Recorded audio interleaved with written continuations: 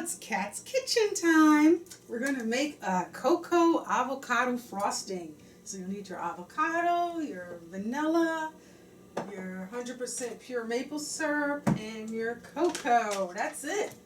So it's a great alternative to processed sugar and very healthy and delicious. So you cut your avocado in slithers, peel that off and put it into a bowl. And this is very quick and very easy and very delicious. Oh, very good. So, helps you regulate your blood sugar. It's good fiber, the avocado. Great for the eyes. Lots of benefits, and it's the good fat. Okay, so all you need to do now is just add a little bit of vanilla extract. Maybe a tablespoon, I don't measure. And you're going to use a half a cup of cocoa powder, and you're going to use a 1/3 cup of your maple syrup. You can do less than that if you like. And you're going to mash it all with your fork. So you put your cocoa powder in, you mash it, throw everything in.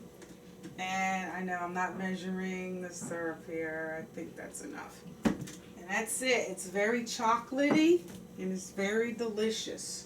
Just keep mashing it and mixing it. You don't even have to put it into a blender. Alright, so try it out and let me know how that works for you.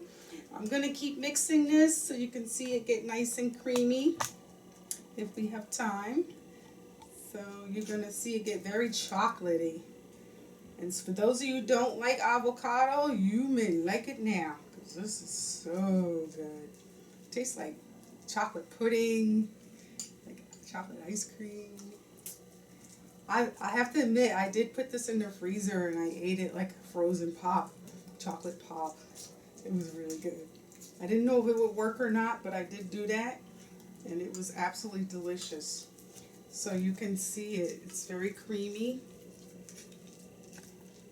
Very smooth, and it didn't take long to make. What was that, 2 minutes maybe? Alright, so give it a try, and I will see you in the next video. Yum yum.